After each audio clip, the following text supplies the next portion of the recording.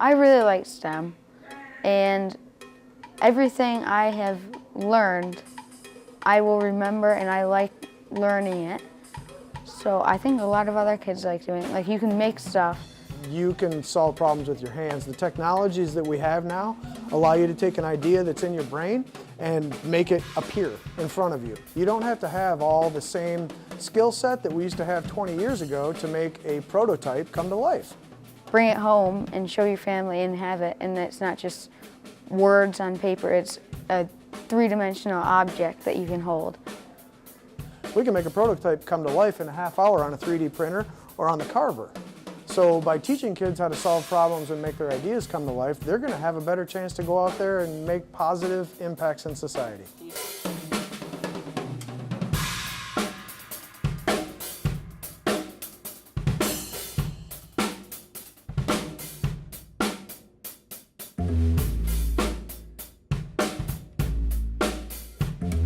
I can do what I want and learn while I'm doing it instead of, here's work, learn.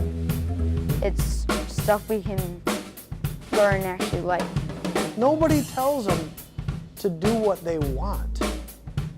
And with this, once you get the fundamentals for expressing your creativity using technology, it is about what you want.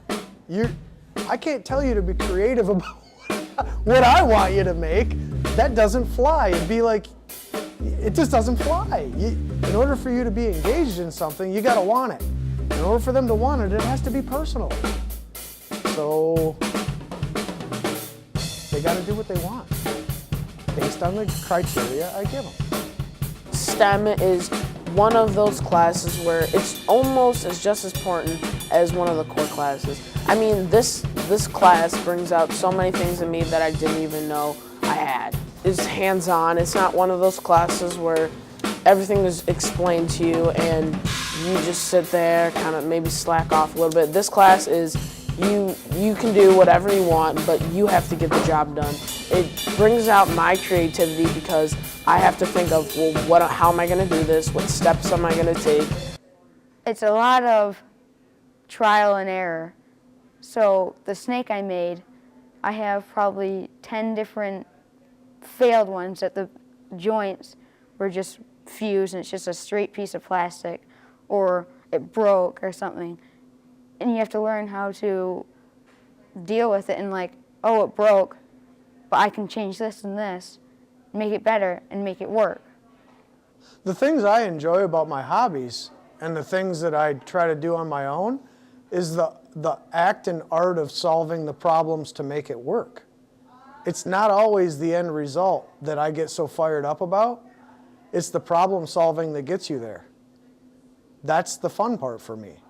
And getting you guys to in some way feel those same successes is why I bring those hobbies in, why I bring gliders into the classroom, because your kinesthetic control to make a glider work is specific. It's very specific. Your angles on your glider are specific. And if it's not done correctly, they're not going to fly. And it's watching you guys overcome those problems and go from a glider that doesn't fly to one that flies. That problem solving is what I'm trying to instill, that part right there. It's a lot more fun than just teachers saying, here's your assignment, go off, do it, when some kids don't really understand it. But if you teach it and then ask other students who know how to do it, then it's a lot more fun and easier. The art in it is that we get to use our minds in 3D modeling. Like, we can make whatever we want after our project, and it's pretty awesome. And then, like, the technology, we do everything on computers, like everything. I can't think of a job out there that isn't in some way going to use the technology that we learn about in this classroom. The fact that I can get middle school students using adult-based CAD programming and then become knowledgeable enough to use a 3D printer independently, I just think it's cool. I really think it's amazing, and I don't see how any of this wouldn't be used in their future. So I think the problem solving behind making those things work is important for everybody.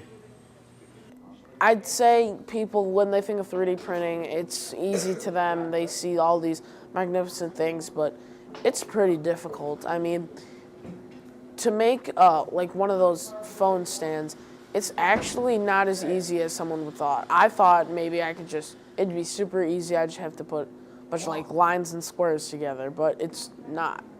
And you have to really like think about what you're gonna do, how you're gonna make this certain design in your head. It's not even remotely easy to learn. It's an adult-based program. AutoCAD is the single most difficult program I have ever worked on in my life. It is confusing. It's nothing like anything these kids or you guys have ever worked on, and it is not easy. By any means is it easy. Not at all. The first day we learned the Inventor, which is a program that we 3D design things, I was so excited, and I made just a die with an A on it, and I have that. And then I made a snake that actually moves. And we use just simple shapes like squares or circles or lines and turn it into a 3D and build it up different shapes and different things and build it up into what we think is what we want. And then we can just put it onto a flash drive and walk over, and the machine will be like, okay, got it, and print out what we had worked and spent our time to do. It's going to measure the bed in 3 places. This is your level sensor, and this is your hot end. This cools it. It's going to go to the front, and you'll see this little light come on once it senses the level of the bed. It's taking 3 readings, and as the head is traveling around the bed, it's going to automatically adjust the Z-axis to account for any variation in the level of the bed. The first thing it's going to do is spray a skirt. The skirt is there to prime the head and for you and I to watch it and check and make sure everything's coming out correctly. That's all it's there for. After it goes around the skirt 3 times, it's going to jump to the center and it's going to start your part. First it'll outline it, and then it'll fill. A lot of things that maybe existed in my head but would have been very hard to physically make, I can whip it up in CAD now, hit print, and I have a prototype in my hand. So if I have an idea for something, I usually just make it. I do it. Being able to see it, a actual representation of what it is, and being able to manipulate it and move it around, see it from every angle, that helps so much. You can just, it's not looking at a piece of paper and it's like a couple words.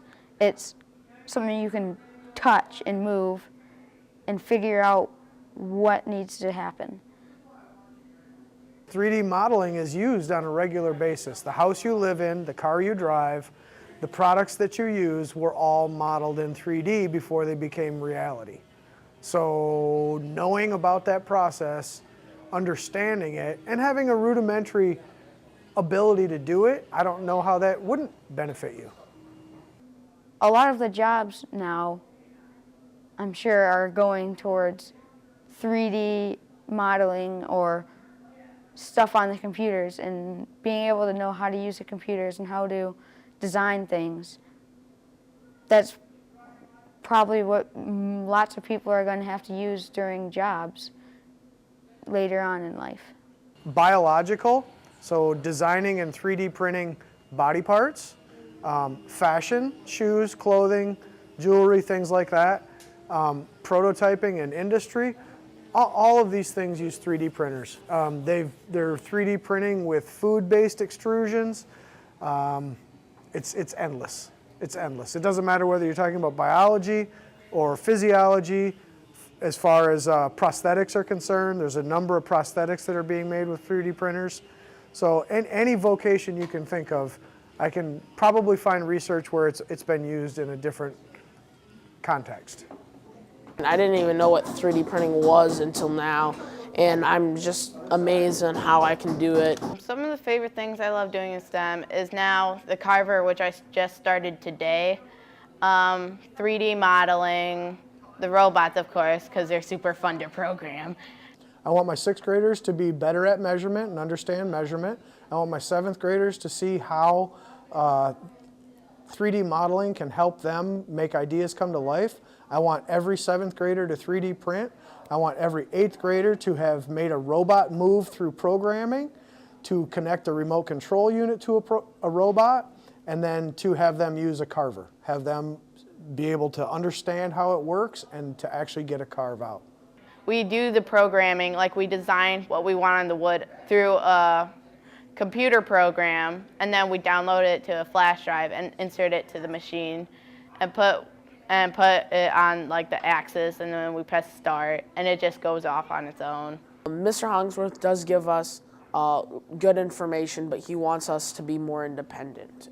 I've looked up YouTube videos, I've searched on the internet, I've looked everywhere for like types of designs, and I don't use that certain design, I try to make it better.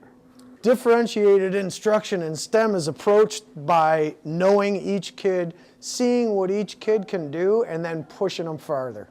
You gotta push them farther, and unless you have a relationship with each one of the kid, you're not going to be able to differentiate in STEM, because there is no package system that says, hey, this is the way you should do it, this is the way you should do it. When you make something and you think it's okay, and when you test it, he'll always make adjustments. So he will always try to push you to make everything better. I take wherever their skills are and I make them go a little further. So if your key fob ends up to be a simple rectangle, I'm going to make you round the corners. If the corners are already rounded, I'm going to make you chamfer the edges. If the edges are already chamfered, I'm going to make you put inset letters in the bottom. Whatever it is you're doing, I can make you have to do it a little bit more accurately or a little bit more precisely, or change it so that it'll accommodate a 3D printer better.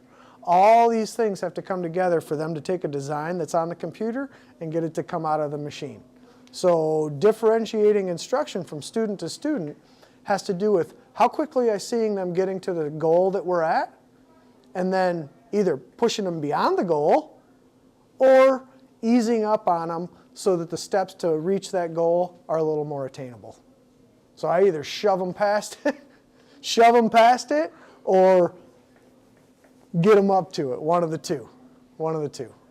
Mr. Hollingsworth came to us and was like, they have an old ping pong table and we're gonna make something out of it. What do you guys wanna make? And we just decided to make a beanbag toss, and then we started working on, we laid out the designs, we took dimensions, just the building of a simple beanbag toss. It was difficult for us. We didn't know how to use most of these tools or what they even were called, but Mr. Hollingsworth kind of guided us through the process. Easy in how hard you're pushing, not easy in how hard you're pulling. So back it up again so there's no tension on it. All right. And I want you to fire this thing up, and I want you to ease it into the cutting surface and work your way around it.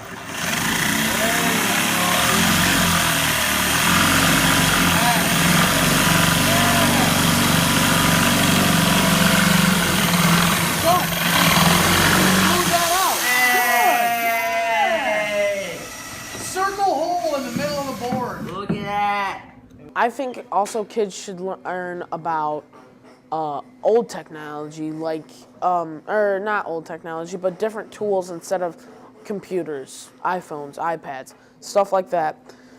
Learn about maybe like saws or different tools or something more hands-on. I didn't even know what half these tools were. I've learned like almost all of them in this class right now, and I've created a lot. When I'm sitting in the front seat with my dad and we're driving to school or something like that, and I'm looking at buildings and houses being built, and I just think it's incredible how they can hold this much, how the tools they're using. Well, it helps that you care about what you're making, but building is one of my favorite things. So being able to combine that and learn and make things. It's my favorite class. Future generations, everyone should take a course of STEM.